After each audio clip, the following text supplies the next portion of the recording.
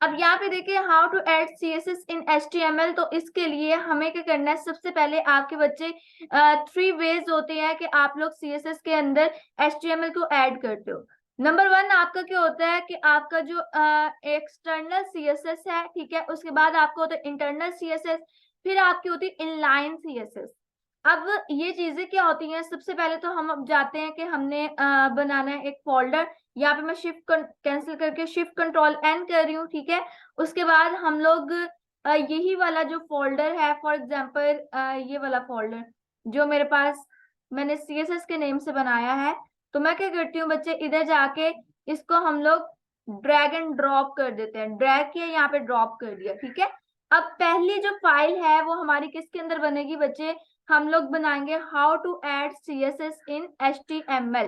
3 ways है।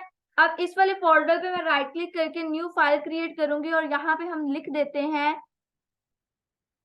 Veg dot HTML. आपकी सबसे पहले एचटीएमएल की फाइल होगी तो उसके अंदर ही आपकी सीएसएस इंप्लीमेंट होगी, ठीक है।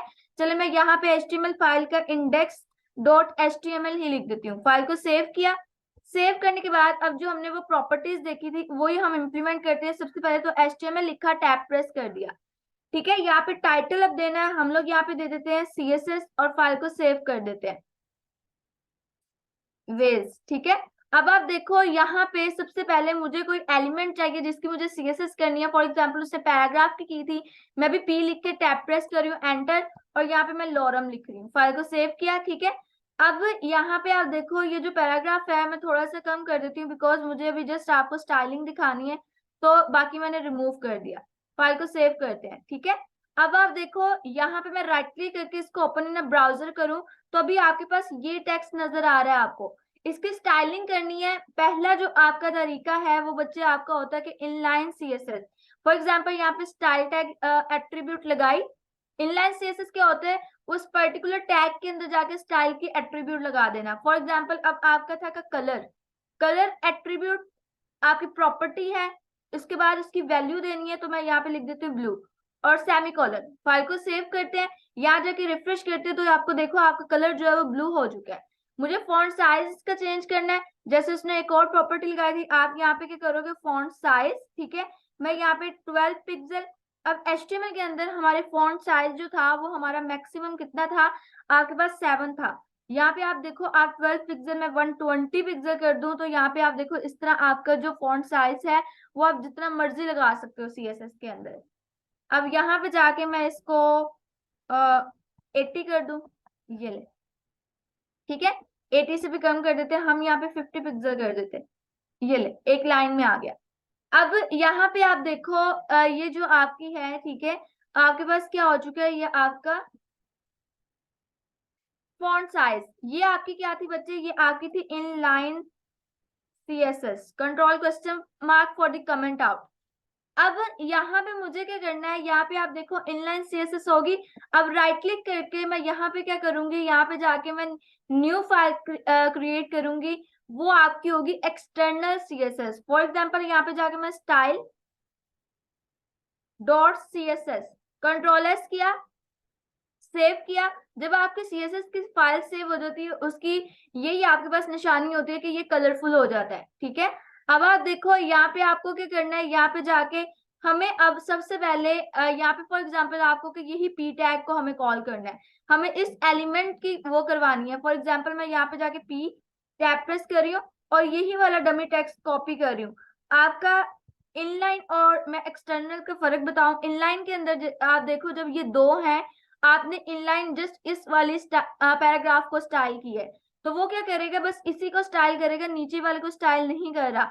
आपको रैंडमली दोबारा से इसके अंदर जाके स्टाइल का एट्रीब्यूट देना पड़ेगा, फिर जाके वो आपके इम्प्लीमेंट करेगा, ठीक है। बट यहाँ पे अब एक्सटर्नल की बात करें तो सबसे पहले पी टैग हमने कॉल कर लिया, सिलेक्टर लगाया, ठीक है। उसके बाद हमें प्रॉपर्टी लगानी है। फॉर एग्जाम्पल मैं कलर ही लगाती हूँ और कलर मैं यहाँ पे कर देती हूँ ग्रीन और फाइल को सेव कर दिया। और साथ इधर मैं लगा देती हूँ बैकग्राउंड कलर। बैकग्राउंड कलर हम लोग कर देते हैं इसका पिंक कर देते हैं, ठीक है। और फाइल को सेव करते हैं और सेमीकोलन लगा दिया। अभी ये इंप्लीमेंट नहीं होगी, क्यों नहीं हुई बच्चे? जब हम लोग एक्सटर्नल सीएसएस करते हैं हमें यहाँ पे उसको लिंक करवाना पड़ता है, बिकॉज वो बाहर से है ना, हमें बताना तो है कि ये भी हमारी एक सीएसएस की फाइल है। तो हम क्या करेंगे, यहाँ पे लिंक लिख के टैब प्रेस करेंगे और hreffer के अंदर हम लोग उस वाली फाइल का नेम दे देंगे। अब देखो, अगर मैं इसको अगर आपको ओपन करके दिखाऊं, राइट क्लिक करके ओपन कंटेनिंग फोल्डर, तो आपकी सीएसएस की, आपकी सॉरी एचटीएमएल की और सीएसएस की फाइल इस तरह की शो होती है। HTML और CSS फाइल दोनों आपकी एक साथ है, मतलब नेक्स्ट फोल्डर के अंदर नहीं है। जस्ट आप यहाँ पे क्या करोगे, style.css फाइल को सेव कर दिया, ठीक है। अब हम इम्प्लीमेंट करके देखें तो यहाँ पे आप रिफ्रेश करो, देखो आपके पास इम्प्लीमेंट हो रहा है। बट अभी आपने एक चीज नोट की, यहाँ पे उसने इसका कलर तो ग्रीन कर दिया, ऊपर वाले का नहीं किया। हालांकि ऊपर वाले को भी उसको करना चाहिए था, हमने तो p टैग लगाया, ठीक है। एक और चीज मैं यहाँ पे कर देती हूँ, फॉन्ट साइज मैं यहाँ पे 60 पिक्सल कर देती हूँ। मैं थोड़ा सा और करती हूँ, आपको मैं बताऊं कि वो फॉन्ट साइज को भी ऊपर वाले के पिक नहीं कर रहा। ये देखिए, ऊपर वाले का साइज वही है। जब बच्चे आपकी इंटरनल और एक्सटर्नल होती है, हालांकि बैकग्राउंड कलर उसने लगा दिया उसका, आपकी इनलाइन सीएसएस जो होती है वो फर्स्ट प्रायोरिटी रखती है। अगर आप यहाँ पे इनलाइन के अंदर उसकी अगर यहाँ पे फॉर एग्जांपल हम लोग यहाँ पे जाके एक और एट्रीब्यूट उसका लगा दे, बैकग्राउंड कलर, मैं बैकग्राउंड कलर यहाँ पे कर दूं ग्रे, तो वो पिंक भी नहीं पिक करेगा, वो उसका बैकग्राउंड कलर ग्रे ही रखेगा। बात फॉलो की है, बिकॉज आपकी जो इनलाइन सीएसएस होती है वो फर्स्ट प्रायोरिटी रखती है। अब ये बात होगी कि ये इनलाइन सीएसएस है, ये आपकी एक्सटर्नल सीएसएस है, ठीक है। यहाँ पे जाके, यहाँ पे मैं अगर लिख दूं एक्सटर्नल सीएसएस, तो एक्सटर्नल सीएसएस आपके क्या करती है कि हमने लेटर से फाइल बना के उसको लिंक करवा दिया।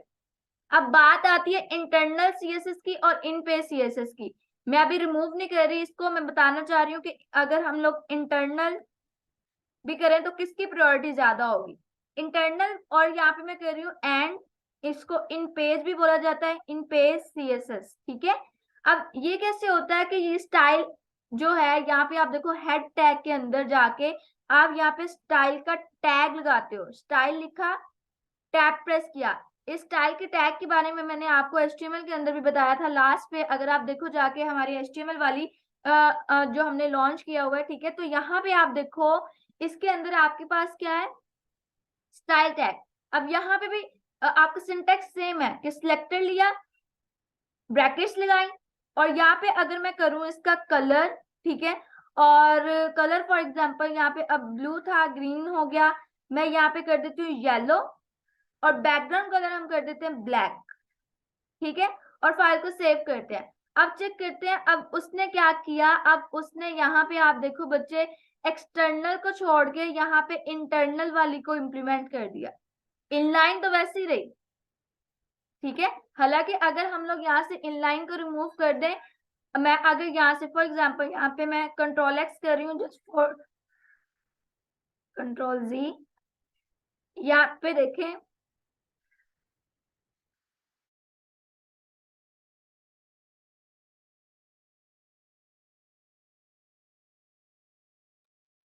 अच्छा यहाँ पे देखें ये दोनों आपको दे रहा है, बट वो इनलाइन सीएसएस की वजह से क्या कर रहा है, यहाँ पे आप देखो स्टाइल की एट्रीब्यूट उसने लगाई हुई है, ठीक है। यहाँ पे इसीलिए इनलाइन को फर्स्ट प्रायोरिटी दे रहा है, इसलिए वहां पे वो वर्क नहीं कर रहा। अब हमने क्या करना है, यहाँ पे आप देखो, अब देखते हैं एक और चीज, क्या हम लोग यहाँ पे अगर एक्सटर्नल को नीचे रखते हैं इंटरनल के, क्या वो वर्क करता है? कंट्रोल एक्स करते हैं और यहाँ पे जाके हम इसको पेस्ट कर देते हैं, फाइल को सेव किया, यहाँ पे रिफ्रेश किया। अब आप देखो अब क्या हुआ है, अब उसने क्या किया, आपकी जो एक्सटर्नल सीएसएस थी उसको फर्स्ट प्रायोरिटी दी, ठीक है।